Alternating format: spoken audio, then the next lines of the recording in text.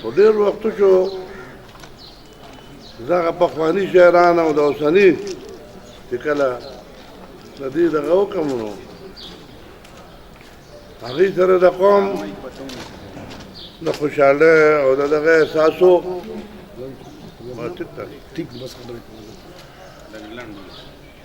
زمونږ د موجوده هلکانو سره د کشرانو سره صرف د سترګو رولو شونډو او د زلفانو صرف د دې خبرې دي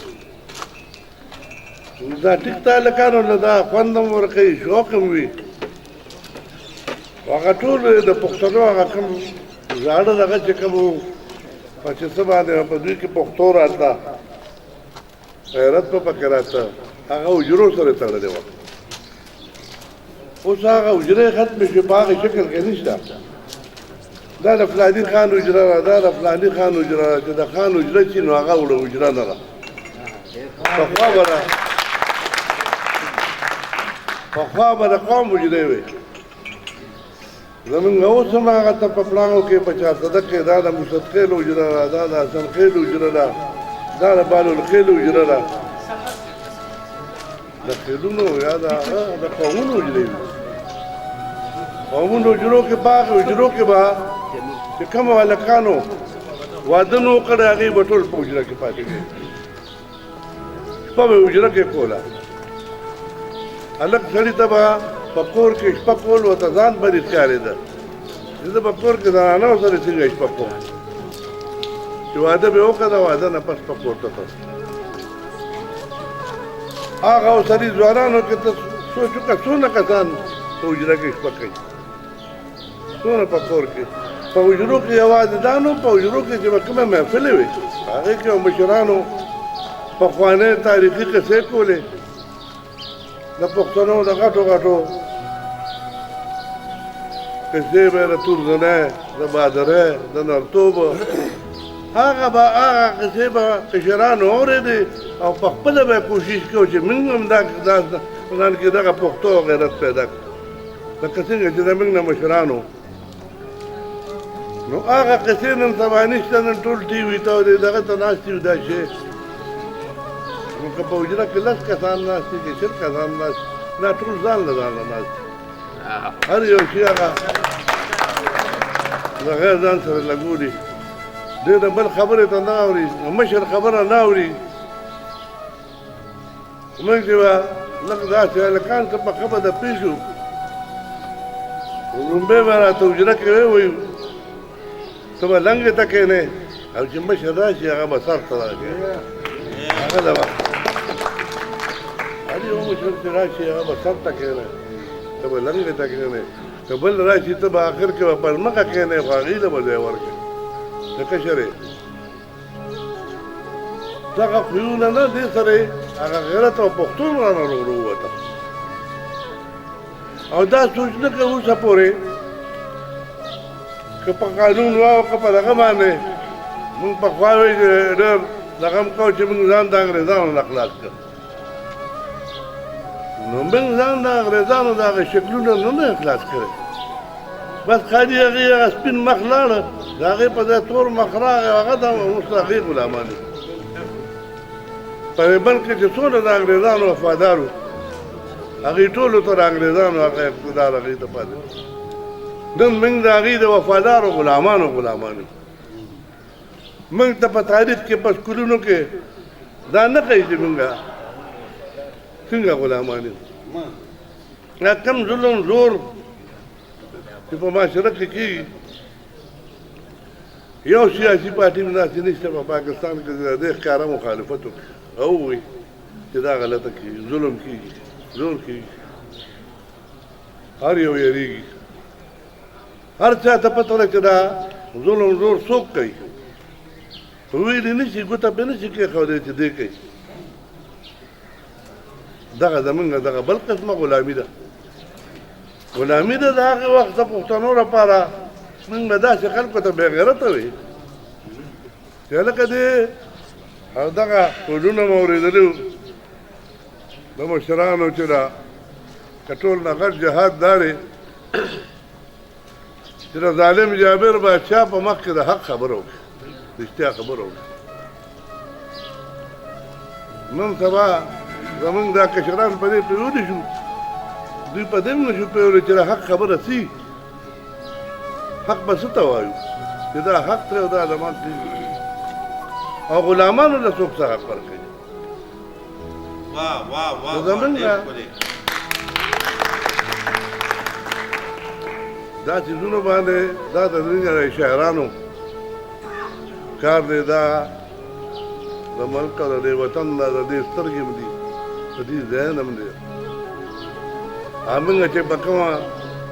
ګنټه دوی په قصه باندې دوی په یو دوه کیلې کې راغونډه کړي وه، ټوله خبره خلکو ته، ټول عمر د خلکو په مارغو کې ناست دي. دغه فن دغه دوی له خدای ورکړی دی، نو په کار دی چې د دې دغه فن استعمال کړي، د قوم لپاره استعمال کړي، قوم ته وښایي چې موږ اوسه پورې غلامان یو.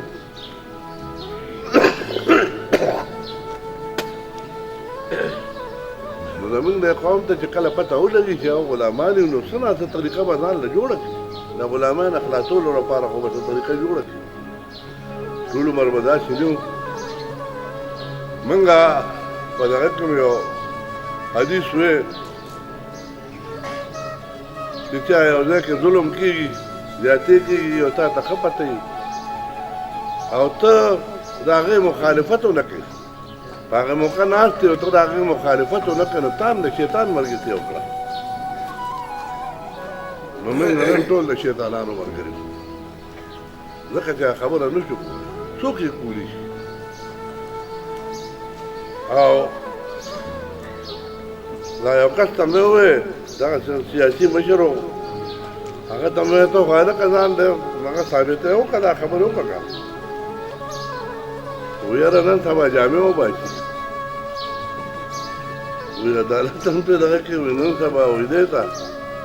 نو ما ورته یو قصه وکړه چې د ګپ ته ما حج مې کوم، نو ما له به شپې خوب نه راته، نو ما راشه بل چا له عمره وکړه، څوک به رایاد شو، ټوله شپې به مې هغه اووه چکرې مې والې. نو یو هلک داسې نری شانتې دغه و، سړی و، کمزوری م و، د وجود نه هم سپک و، لنډ م و، هغه پرتوګ اچولی و لاندې احرام نه. نو ما هلک وایي چې دا خو سوچه پښتون دی. نو داسې ورنږدې شوم او ډېر ګړندې ته داسې نږدې په لاس مې ولا پرې اوږه کېښوده، ما ورور رقم دی. نو د نري سړي اواز اکثر ډېر غټي، داسې په غټ هوا وویله بډابېرې. نو ما ورته وویل بډابېرې روبېر پېژنې؟ نو هغه خلط خلط په خندا شو، خلط خلط وخندل. وی وظیفه مې کوله، وظیفه مې رانه خرابه کړه. ما په دې پرتوګ کې وظیفه مظیفه نه کېږي. وی دا راته ټول وایي چې پرتوګ سره دغه حجم ته نه کېږي. وی ما وایي چې هر څه کوم خو را پرتوګ مې ته نه وباسم.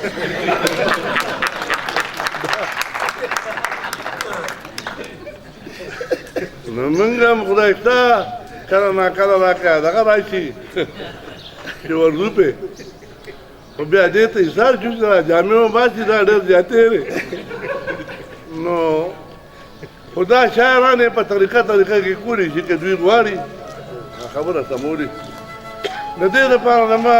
کوشش و چې دا شاعران د ټولې چارې څخه راغونډ شي. اول د خپلو کې اتفاق، د اتفاق د شاعرانو ټول نه ګران کار دی، په دنیا کې دونه ګران کار اړو شته نه. ما د ډومبي نه اشنغر پښتو ادبي ټولنه ما هغه ته په شریکه جوړه کړې وه، شاعرانو سره به ناست وم، مې یو جونګړه هم جوړه کړې وه، هغې کې به شپږ اته هر وخت شاعران ناست وو. نو هغه یو به راغی چې بل پسې به یې خبرې شروع کړې، دا داسې خراب سړی دی، دا داسې خراب سړی دی. دې کې به هغه را روان و، هغه به راغی سلام علیکم لکه پلاني یاره ژوند مې ډېرې اوس هم یادولې. نو ما به چې دا لا څنګه خلک دي، دغه شان به هغه بل هم بل ته دغه دا اوس هم همدغه حال دی، ته بدل شوي نه دي پکې. خو تاسو را سره ټول امداد وکړئ، دا د چارسدې را شاعران یو ځای کوم هم او لږې سموم هم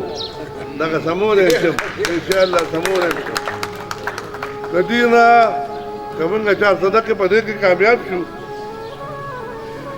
نو بیا په د صوبه په نورو ضلعو کې هم دا مثال ورکولی شو په دې شکل کې به لاړ شو او صرف دا دوه خبرې چې وړاندې کړو چې موږ له آزاد شوي نه یو موږ غلامان یو په څه شکل کې زمونږ یو فلسفي ډېره مشهوره خبره کړې وه وایي زه هم قمقل یم او ته هم قمقل یې خو زه تا نه ښه یم ځکه چې ما ته پته ده چې زه قمقل یم نو زه وایم چې موږ خلکو ته ووایو چې تاسو ټول غلامان دی موږ هم غلامان یو چې دا کومو خلکو ته پته ده چې او زه غلام یم دا د نورو نه ښه دی په کار دا دی چې نورو ته دا ووایي چې تاسو هم ټول غلامان یې راځئ چې راپاسو په شریکه راپاسو د دې غلامیانو ځان خلاصو نو دغه غلامیانو ځان په ټوپک تماچه نه شو خلاصولی په بل څه جلسې جلوسونو باندې نه شو راخلاصولی خو دا د دې په خولې کې شته د دې په خولې کې دونه تاثیر دی که دا ټول په شریکه راپاسي او دې ته کار ووایي نو د غلامان هم خلاصوي